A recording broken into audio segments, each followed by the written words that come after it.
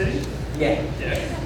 How's the commute? Traffic's good? 15 minutes, no problem. Not bad. All right, good time of the day. Yeah, as you know, I grew up in Spring Lake, so I need to come back. Yeah, come back home. Awesome. All right, so I think we should start off. Tell everyone a little bit about Faherty brand. For those that don't know, you can give them a high-level view. We'll get into more specifics, I think, in a little bit. Sure. So Faherty is a clothing brand that I do with my twin brother, Mike. The brand is something that we had wanted to do since we were teenagers. And I'm fortunate to have an identical twin brother who, since we were about 4 years old, has loved clothing and sort of knew that somehow in his life clothing would be a part of it. And I was fortunate, he dressed me pretty much every day of my life. So it's funny, we're now in business together. Basically what happened, we grew up in Spring Lake, and like surfer kids, very casual. And my dad and parents moved us to Manhattan when we were teenagers. My parents were both very well-dressed people, and they cared about the clothes that they wore. And I think that sort of got bred to us a little bit as we got older. And all of a sudden found ourselves as these surfer kids living in Manhattan. And so it was like something that as we continued to get older, and Mike decided when he was 17 that he wanted to go to fashion design school, wrote his essay to get into college on this brand, which was basically trying to be a brand that for actually people who liked really nice clothes but still wanted that kind of casual, beachy, outdoor surfer type vibe, but done in a really high-end way. And so Mike's first job was at Ralph Lauren on the design team. He spent 8 years there kind of learning the craft and the trade. While he was doing that, I worked in finance. Out of college, I worked in investment banking, and I worked for a private equity venture capital firm for 6 years while Mike was at Ralph Lauren. But the whole time, like since college, since our first jobs, everyone we ever met was like, what do you want to do when you grow up? I'm going to start building home with my brother. Like, okay, yeah, you sort of say that. How many times can you say that before? I think I said that like 3 times when I was in college. Yeah. So, here I am. So we actually did it. And helping us, thank you. You're welcome. So we actually did it, and about 4.5 years ago, we started the brand, and we're now 4.5 years into it, and I think it's been successful beyond our wildest dreams. And so it's been it's obviously been a very hard journey to get to where we are today, but it's been very rewarding. It's a family business. My wife's involved, my mom's involved. But over a course of 4.5 years, we've built a worldwide business. We're sold in 12 countries, in almost 400 stores across the world. We have a website business. We have 6 retail stores across the country. But it's one of those things where it's like, now that I look back on it, there's been some things that we've done along the way, and it's all, I think, as we talked about, sure. some specific questions and things that we can dig into.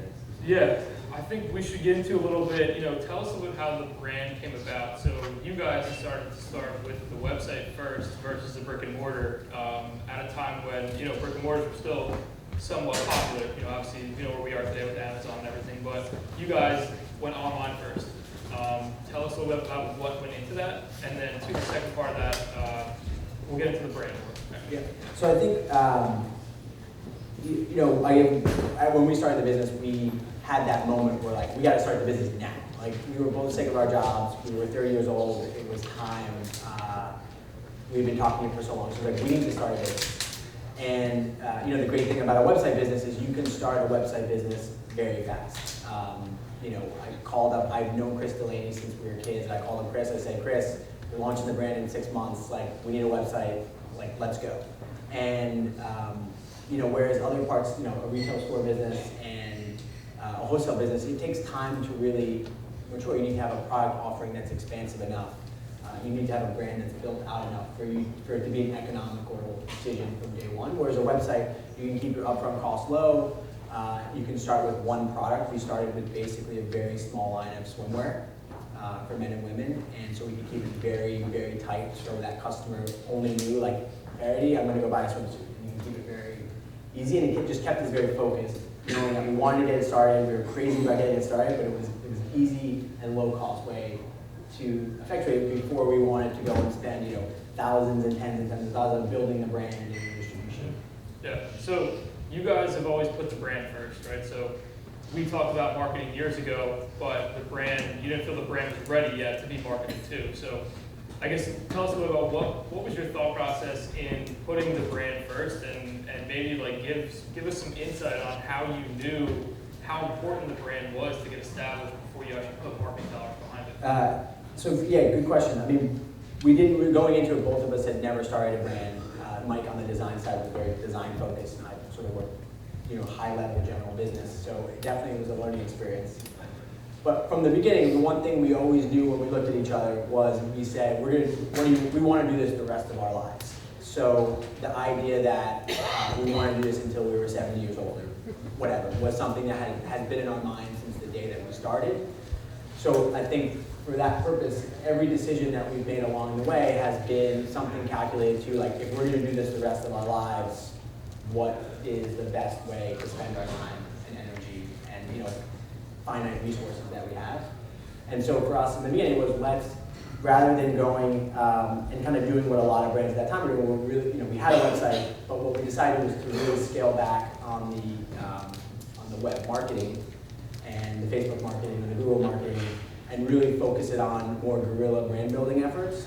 So one of the first things we did was we had this idea of a traveling store, which I think now 4 years later there's kind of more and more of that. But Mike and I were in Union Square in Manhattan one day, and there's all these food trucks kind of parked, and we're like, and it was packed, and everyone was around, like, it would be really cool instead of it being a food truck to have a store sort of parked like right in the middle of Union Square. Maybe that's possible. So what we ended up doing was one of the first things that we spent money on was we invested in building a custom mobile store.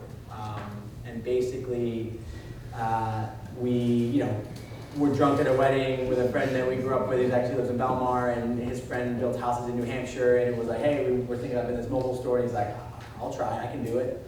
And that turned into, like, next thing we know, we had this really cool mobile store. And so we ended up, basically our launch of the brand, we launched the website, and what we decided was we launched the website. We actually invested in PR, so we hired a PR firm just to kind of get the word out and kind of get like an initial push, reaction. So it was like, rather than spending digital marketing and all that, it was like, let's just get the word out about the brand, because we felt like we had a really good story. Whereas story can get lost online, whereas in press and in article form, story can really live. So we ended up having a mention in GQ magazine, Vogue magazine, and a couple other national publications kind of right as we started. So that was like, all of a sudden we had some brand awareness, obviously in like that sort of niche-y world. And then right after that, the mobile store was built. We basically spent 2 months traveling across the country. We went basically almost everywhere in the United States. It was my brother, my wife, and I, our friend Matt, who's a photographer, and we were basically selling our clothes at stores across the country for 2 months. And that was like, wow, here's what we kind of realized from that was like, actually, we enjoyed more selling to people in person. And there was something about like our story of a family brand with like, 2 guys who are actually selling the product, who are living the brand, actually like. So you're connecting with them off the bat. Connecting, in person. Online, It's exactly. in person. And so we sort of like, that's actually, we decided like, that's what we love about having our brand, is interacting directly with the customer in person. Yeah. Okay. Awesome. So you guys start the brand, you have the website, and it's got to be tempting to not do marketing. You have your costs now, right? So you're up and running, you're paying, hosting fees, you got your website, you've got your production costs and things. It's got to be tempting to not spend marketing dollars to drive conversion, sales, and quicker. Like, what did you guys? I know you did a lot of grassroots things. Can you maybe go into a little more detail about like what you guys did out of the gate to drive sales without really going heavy on the digital side? Yeah, so one of the things we looked at was, okay, obviously more and more businesses are moving towards an e-commerce driven business, but we were going after the market with a premium product, a premium priced product, and a product that someone really who understands quality and wants that is looking for. And so what that ended up pushing in the direction of selling our clothes in other stores, so basically becoming a wholesaler. Because at the end of the day, for us to be at Nordstrom's, if someone walks in and sees a Faherty product at Nordstrom's, it's instant justification that this is a good brand.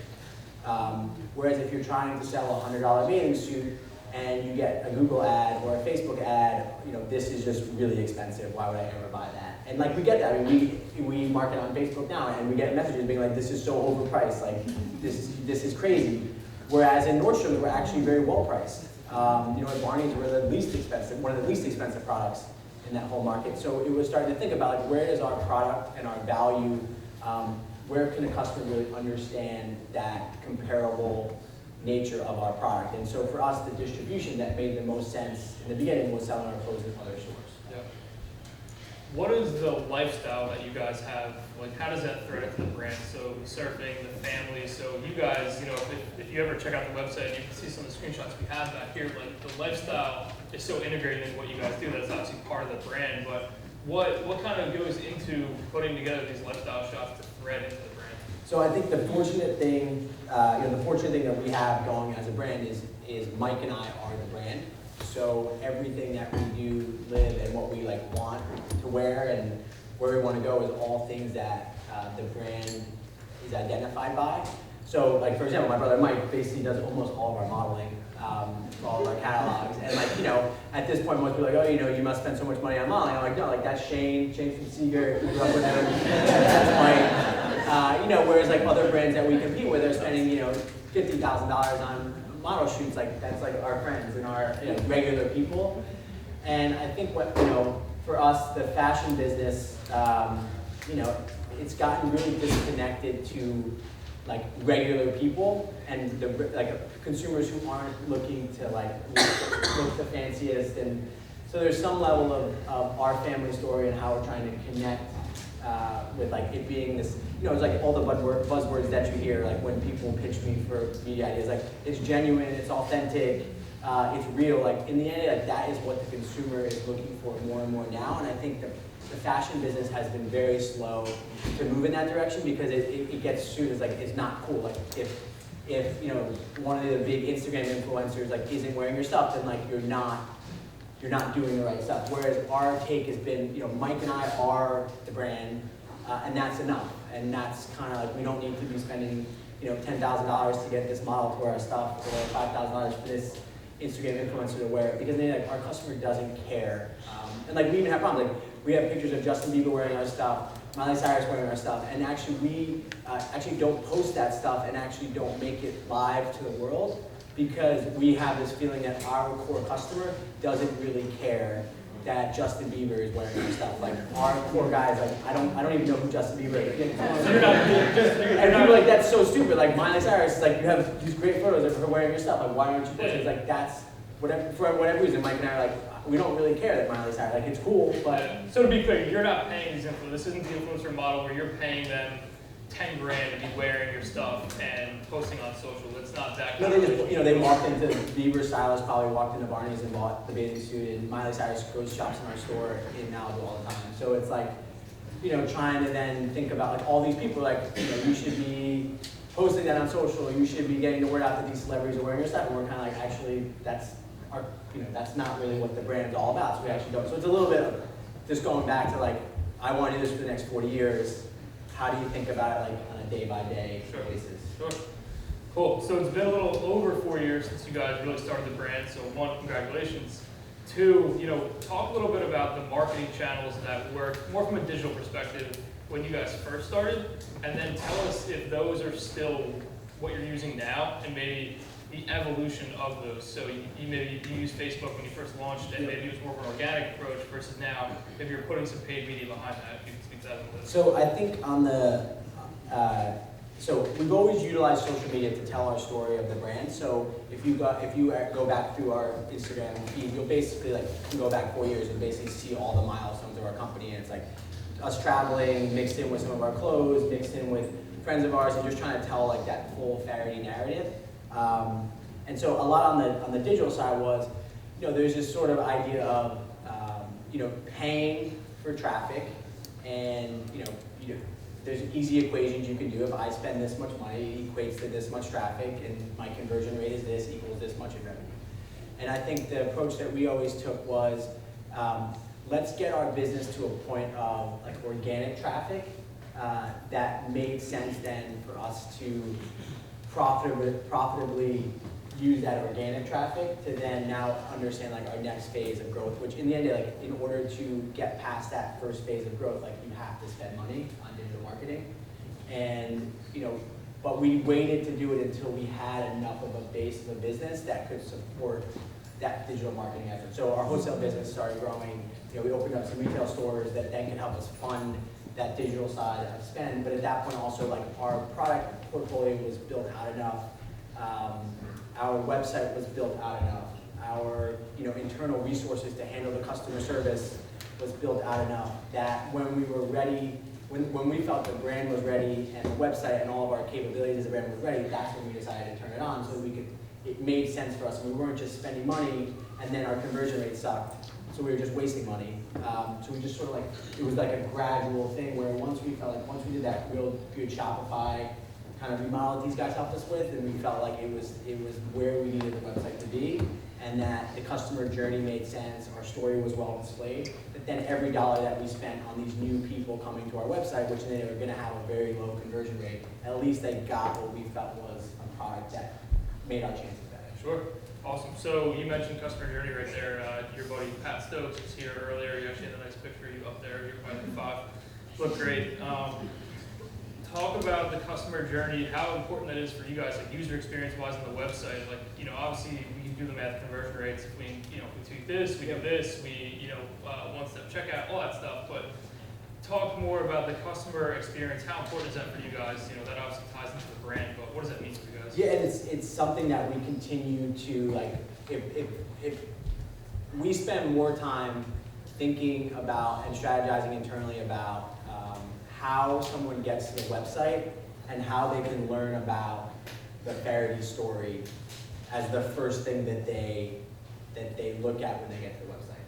And so we always play this job, like we are trying to sell products, yes, but someone is not gonna buy a Faherty product. Like our core customer doesn't buy Faherty mainly because they think it's very comfortable and looks great. Like they actually buy it because it's like, oh, this is a brand I really like. And like, this is a cool brand, I like what the brand stands for. And so that's always like, the journey is the first thing we need to get that customer to know about is like, who is Faherty, why, like the why question. Yeah. And for us, the why is the narrative. And then the next step is the close, and then trying to get people to, you know, that's a, you know, making sure your product shots are first quality. So we've always invested since the beginning on making sure that all of our model shots and our product shots look great. And I think that's this whole idea of like the customer journey is, okay, I'm gonna buy a premium product. One, I need to know the story of the brand, and like, I wanna buy from this, because that is where a customer wants to know what they're buying and where they're buying it from. And the second piece is making sure that when that customer then sees the product, that it is as good as we think like it is in person. And I think that's something where brands that, you know, that I know of and I work with, it's like, if you don't invest in the imagery, you'll never get as out of it what you want to, and that's definitely something that we think about. Like, then it's the product's gotta look great, and then obviously then it's the continue to tweak the merchandising of the site. And awesome. So if somebody says integrated, not just digital strategy, but someone says, Alex, you guys use an integrated marketing strategy. What does that mean to you? So we do just about everything when it comes to marketing, and I think we've had from the beginning, so we started like this idea of let's not pigeonhole ourselves to one. So like we didn't want to pigeonhole ourselves to just being an e-commerce brand. So we branched out into wholesale, and now sell our clothes in lots of different stores. You know, we also then decided we opened up our first retail store about 3 years ago, and then over the last 14 months we've opened up 5 more. So it was sort of like we knew we had that first store 3 years ago, it was successful. And then it was like, let's also open up stores. So now we have basically our revenue split between online, selling to other stores, and other stores. So now we have all these different ways we can market to the customer. Because like we have people who randomly walk into our store and they're like, oh, okay, that's how they learn about Faherty. Then there's people who go and shop on, you know, a website that sells our clothes, or in a retailer, like you can go to the Freehold Raceway Mall and find us at the Nordstrom there. And they'll find us there, or they'll get an ad now on Facebook, and they'll kind of learn about it. So what we've kind of learned and felt over time is that, and we also do a print catalog, which is actually our biggest marketing channel. We send our print catalog out.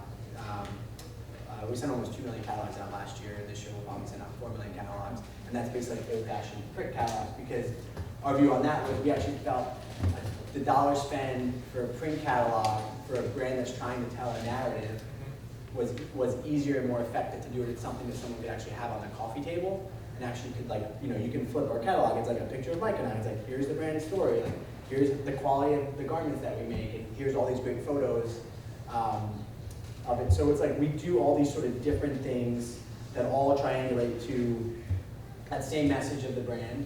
And then also, I think we have this view, and I think it becomes more real every day, is a lot of times the consumer doesn't buy the first time that they hear or see a brand. So like, it's all of it's connected. So like, we'll have a customer who gets the print catalog, okay, and then they're like walking down the street on Bleecker Street in Manhattan, and they see the logo, and they're like, oh man, I just got this catalog, and they walk in because they got the catalog. Or that person could be like, oh, I got the catalog, and then 5 days later they're on Facebook and they're like, oh, I got this catalog. And it's not necessarily the first time that they've decided to make a purchase or even go to the website. It's the fourth time they hit it. Or maybe it's like they got the catalog, they walked by the store, and then they actually, when they were ready to buy something, they were at Nordstrom's, and they actually bought it at Nordstrom's. So it's sort of multi-channel, multimedia. And it's sort of being there as much as you can, and having all those different touch points to when the customer, because you don't know when the customer's ready to buy. Because we're not necessarily selling something that someone has to have now. Like, we're not selling a product that's like the best value. Like, we're not Warby Parker, where you can buy these really cool sunglasses for half the price of any other sunglass in the world. Like, you can buy things a lot less expensive than Faherty. So you have to kind of have that ability to make them see in different touch points why they should buy this or why it's interesting to them. Okay. So we've been talking about the brick and mortars a little bit. You have Malibu, you have Nantucket, you have the city. What made you guys decide to invest in brick and mortars? Not necessarily the first one because you wanted to have multiple touch points, but you guys have kind of had a good run here, like you said, the last few years, really opening up a lot of them. What made you really feel comfortable and want to invest your time and money and efforts into that in today's day and age now, where we're seeing this disruption with e-commerce? Yeah.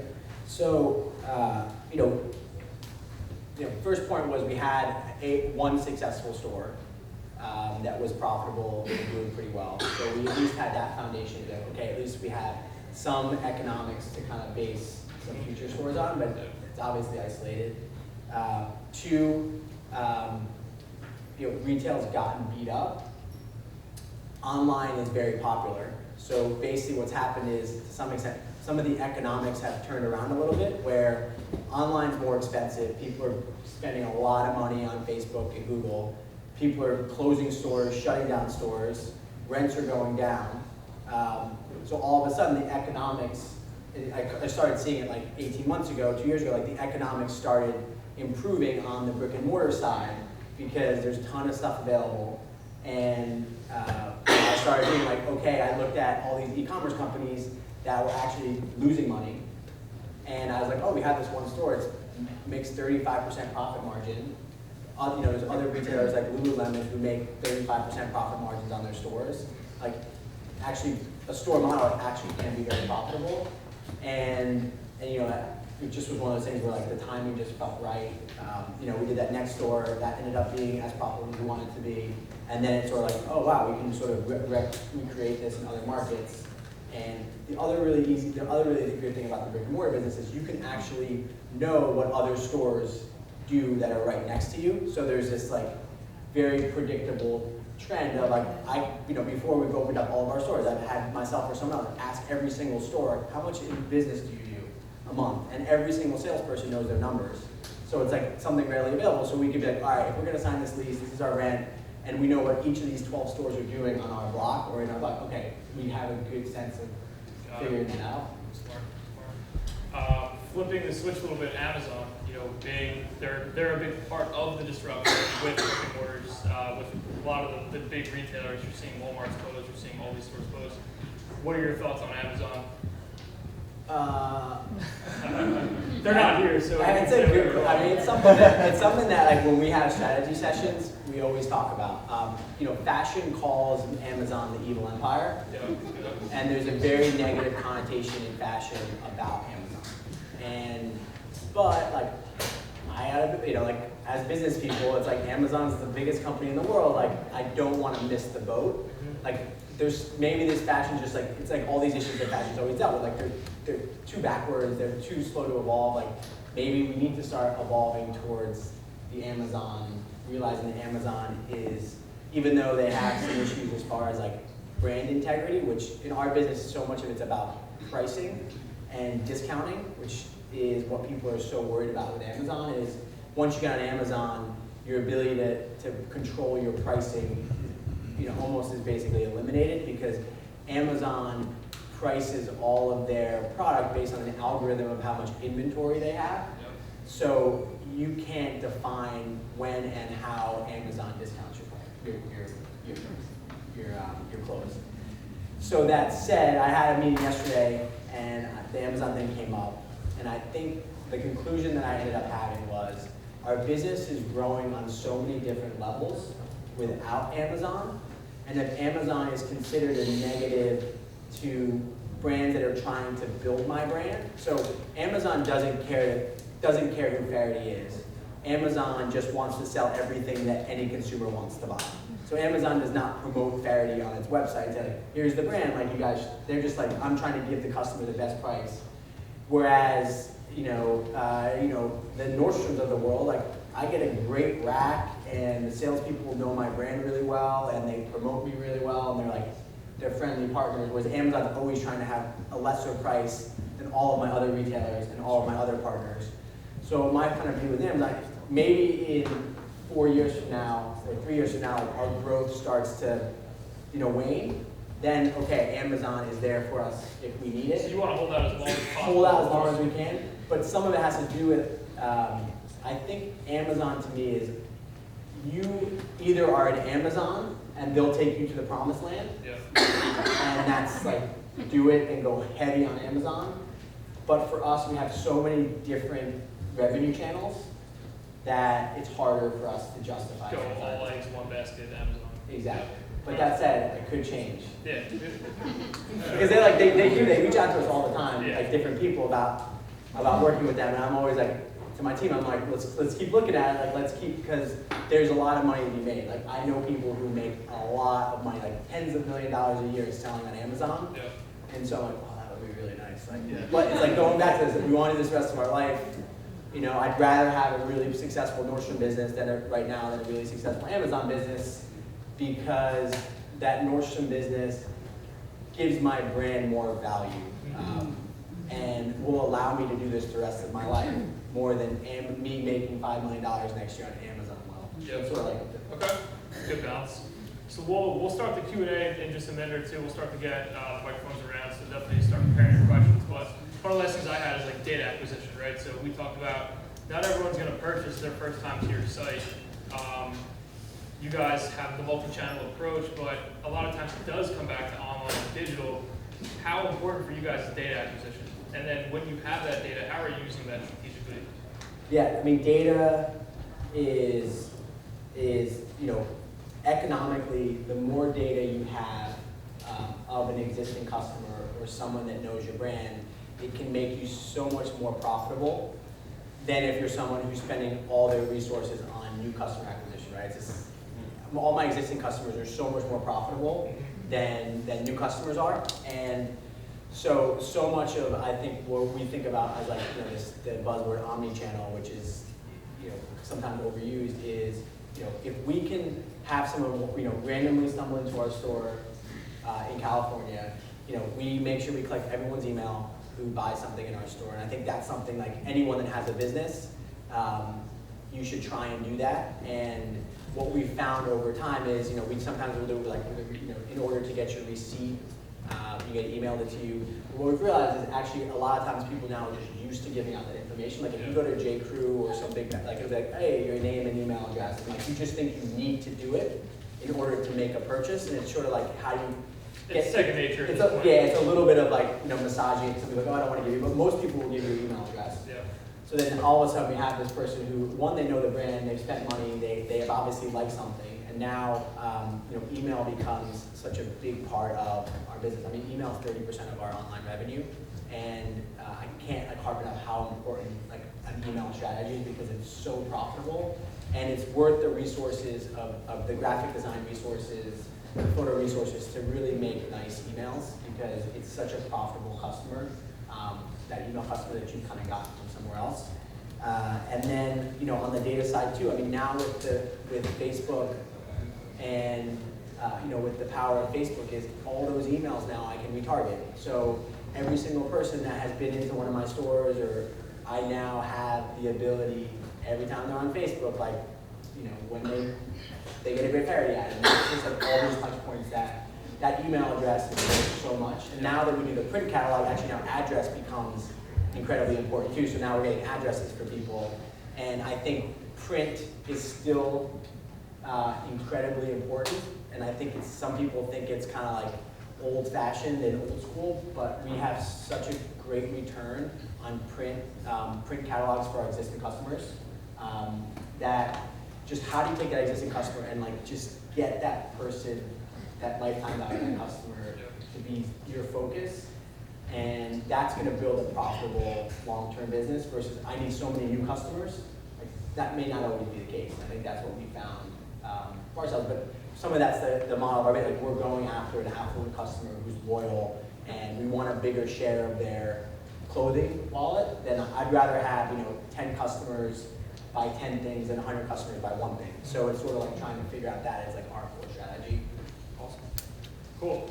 We're going to start the Q&A now. So we're going to have microphones on both sides, and looks like Chris is going to lead us off with the Q&A. Yeah, one quick question for you, because I think a lot of people here are trying to relate it to what they do, and they work with clients who are their PR agency, they're the attorney group, they're the lawyer, how does a brand, and we see this in what we do, is we try to get them to realize the importance of their brand, just because they're not the fashion, the this, the that. How would you give some great points to they do have a strategic brand that they need to put out there? And how can they do that if they're not as glorified as, say, how good you guys look? Yeah, I think the example that I always think about is when it comes to building a brand is, like, I'm always so amazed by what consumer products companies do, like Tide and all those sort of Procter & Gamble brands, where it's like, you go in and think like Tide, I know Tide's the best at detergent. But like everyone else makes the same detergent. Like there's no difference in the ingredients between what Tide or the other brands do. It's just like, that's what you look at. You see the name Tide. And I think that's what when we're like with our logo Faherty, like when you think of Faherty, you think of like, life's great moments, casual clothing that's stylish and cool, or something like that. And so when I think about brand, it's even though you might be selling a product or a service that you think someone's buying it for, because it's a commodity, that's not the case. Because think about these consumer brands that, sell a commodity, but you only buy that same product. So, because I can go into it a little bit. Is there anything else specifically you want me to touch on? No, really, I was just trying to make sure that people knew out there that there's a brand behind them, and I say that because you look at what we put together here today, and we're not a big firm or big agency, but we can make ourselves look bigger, better, stronger, and I want a lot of people to realize that no matter what you have, if you take the correct content, copy, goal, and you put it out there strategically, I think people can be a lot more broader than what they think they are. They think they're just the plumber, they're the lawyer, they're the small e-commerce. It's the whole thing of you always have to act bigger than you are, and your perception has to be that you're like bigger and more successful than you really are. And I think that's the little things like your copy, your graphic design. The care and detail that you put into anything that you give off to the world, that the you know, it's this sense of like, I'm bigger than ever, and then people actually relate to that. Oh, like these guys must be amazing. Like, they must be this really successful brand because everything looks so good. You know, and I think it's like your website. Like, I will buy things from a website if I'm like, this looks really good. Because it's this care and detail that you then say, then they put that same care and detail into the product or the service that they give their customers. And so it's like, you can put all the time you want into, you know, having a great relationship with your client, but if your client then the work that they're getting doesn't look professional or like look top notch or perform, you know, so it's just like full package of just making it look great and paying attention to details. Cool. Questions from the crowd? No one back there? Get that guy. I'm here right now. Talking about all of the different digital channels that you use to drive traffic to your website, you said that 30% of your sales come from your email list. Can you rank the other social channels as far as driving sales? Facebook ads? Yeah, so Facebook right now. Pinterest? No. Right now, Facebook, and this is like, you know, my friends are the founders of Warby Parker and Harry's and some of these huge e-commerce brands. Basically, everyone who's in that world, Facebook is king, and Facebook is king by far.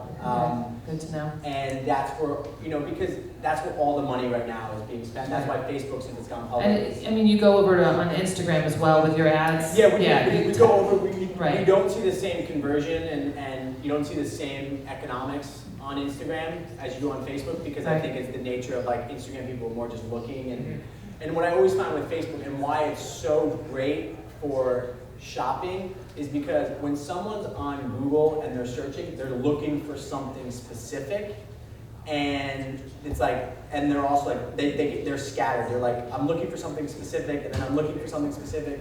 Whereas on Facebook, people are wasting time, right? They're just like scrolling, they're bored. And I do this all the time, like an hour at night, I find myself like on my social media like this. And so I'm bored, so when I see something I like, I actually have time to like look at it. And then like I actually go to the website. Whereas when I'm on my computer, like on my desktop, I'm like busy, I'm like emailing. Very limited. Whereas on Facebook, it's the best time ever to get me to buy something I don't need. And I think just the nature of, Keep that in mind. the nature of the feeling that people have on Facebook makes it so great for selling product. And you do the retargeting, Yeah, right? Yeah, the retargeting that's the return on retargeting. We do ad roll, we do Facebook retargeting. The return on the retargeting is amazing. So Right. anyone that's not doing retargeting, I highly suggest doing it, because that's where it's free money, basically. Yeah. Typically paying a cheaper cost through retargeting too. It's a display campaign, so it's going to be a little less on the CPC or CPM side than what a search campaign would be. So yeah, retargeting, we can't stress the importance enough of that. Doesn't matter if you're using a channel like AdRoll, a little more in-depth of a retargeting platform, or just using Google's network AdWords, or just building out a custom audience in Facebook to hit past website visitors. Doesn't matter what channel you're using. If you're showing to people who have been to your site before and re-engaging them and putting the brand back in front of them at a cheaper cost, it's going to lead to good results. I mean, think about it, like, if you think about it in practice, it's almost like you can pick up your, like if someone's gone to your store, it's almost like you can pick up your store and put it next to their house, like the next day, you know? Like, it's amazing what this like allows you to do, and I think especially for Facebook, if the 30 to 60-year-old consumer like lives on Facebook, you know, the 12 to 30-year-old is probably more Instagram and Snapchat. But if your core customer is 30 plus, like it is a Facebook world, and you know, we're now with Facebook starting to realize this power, and you know, our budgets are starting to creep up to, you know, tens and tens of thousands of dollars a month on Facebook, and it's like the returns are good.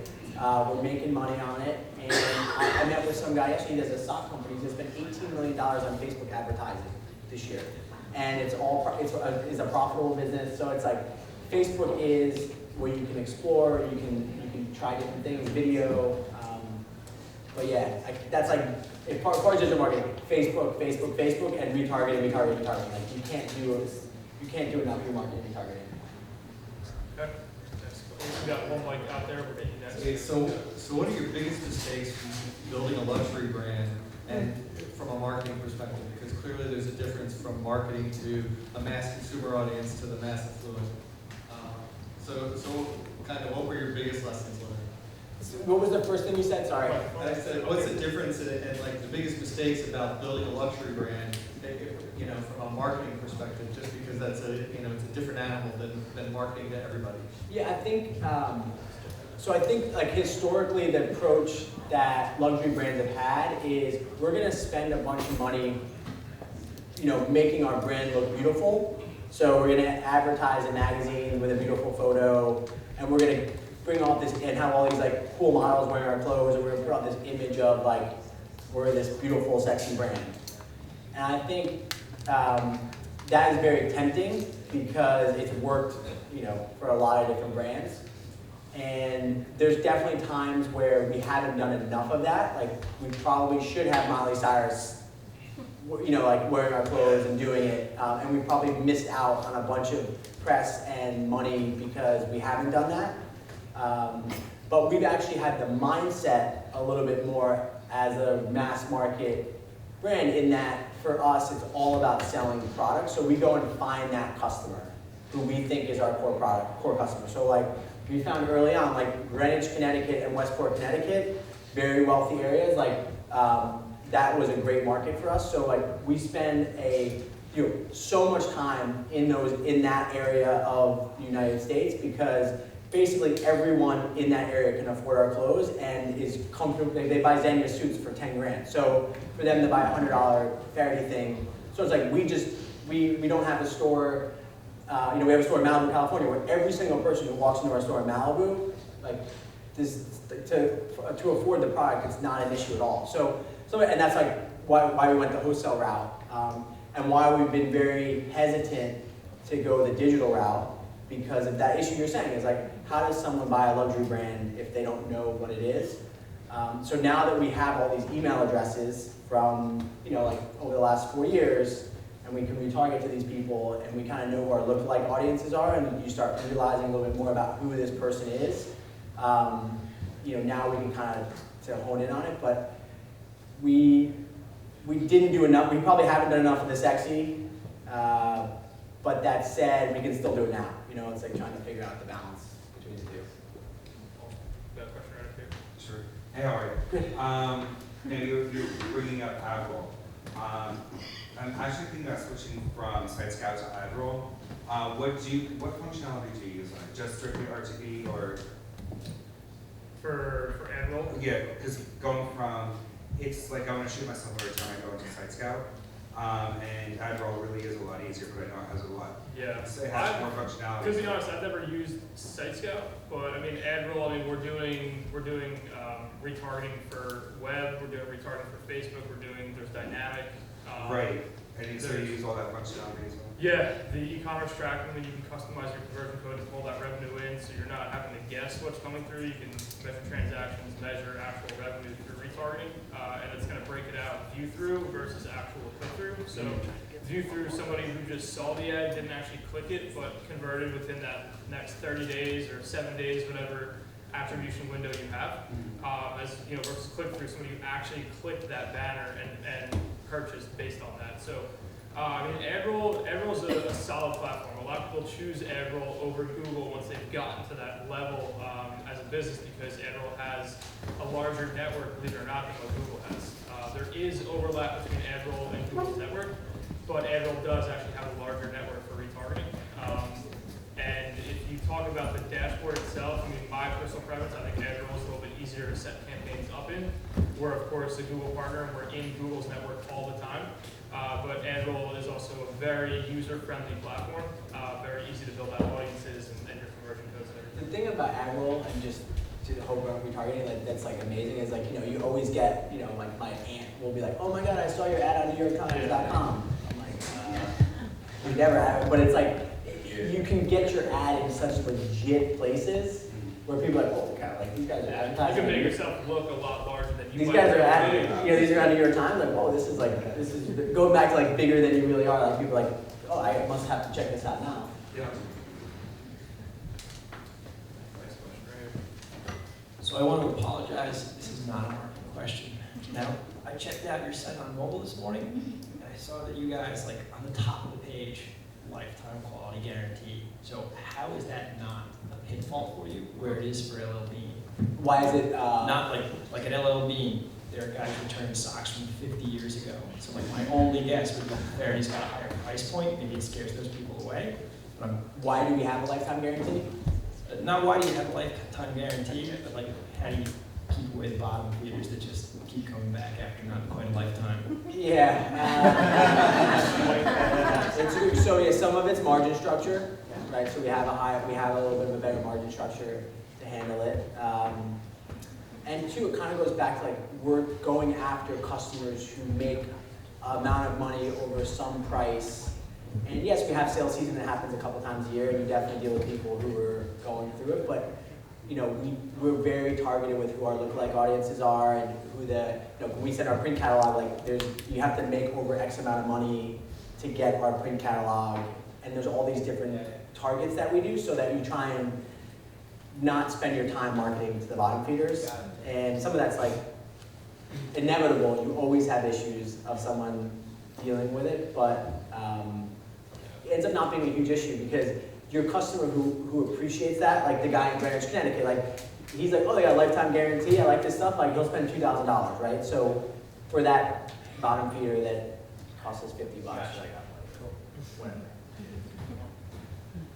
Next question? No? Everyone's good?